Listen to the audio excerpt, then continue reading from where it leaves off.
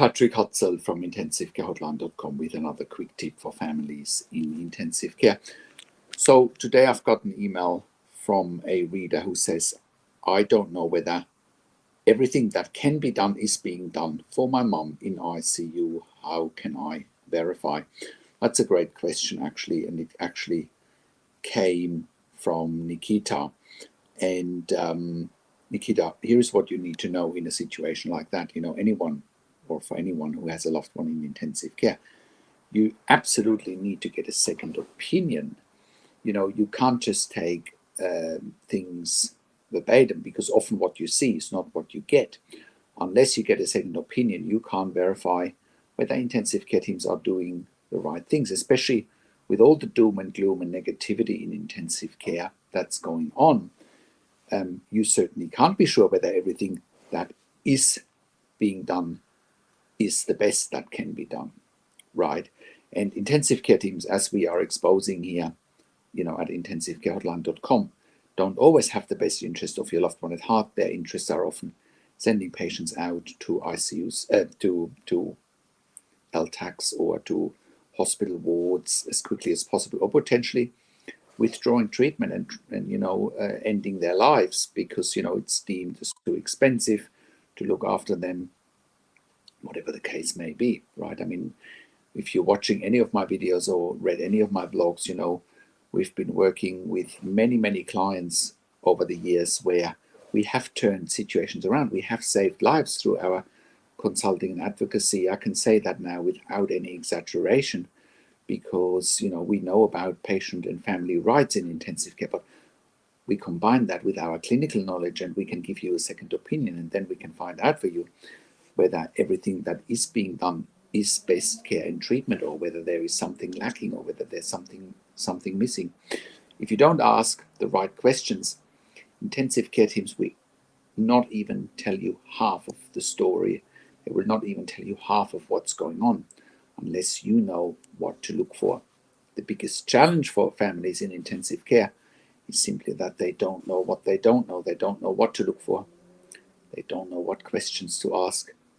They don't know their rights, and they don't know how to manage doctors and nurses in intensive care. And that's exactly what we help you with here at intensivecarehotline.com. We help you get a grip on things when you have a loved one in intensive care. And, you know, we look at medical records.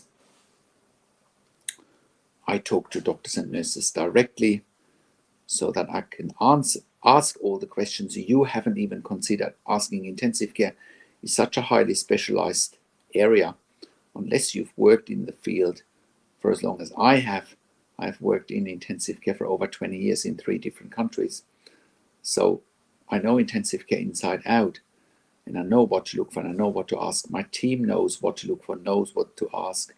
You know, we can turn your situation around, or your loved one's situation around, very quickly, like we have done with many other of our clients in intensive care. So that is my quick tip for today. If you have a loved one in intensive care, go to intensivecarehotline.com, call us on one of the numbers on the top of our website, or simply send us an email to support@intensivecarehotline.com. Also, have a look at our membership for families in intensive care at intensivecaresupport.org. There you have access to me and my team 24 hours a day in the membership area and via email, and we answer all questions intensive care related. I also offer one-on-one consulting and advocacy for families in intensive care. I talk to you directly over the phone, via Skype, via Zoom, WhatsApp, whichever medium works best for you. And I also talk to doctors and nurses directly, again, asking all the questions you haven't even considered asking, but you must ask. And we also offer medical record reviews in real time so that we can give you a second opinion in real time.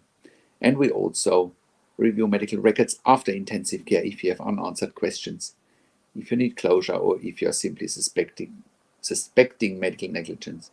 We are there for you, reviewing the medical records for you. Now, if you like my videos, subscribe to my YouTube channel, click the like button, click the notification bell, share the video with your friends and families, and comment below what you want to see next. or what questions and insights you have from this video. Thank you so much for watching. This is Patrick Hutzel from intensivecarehotline.com, and I will talk to you in a few days. Take care for now.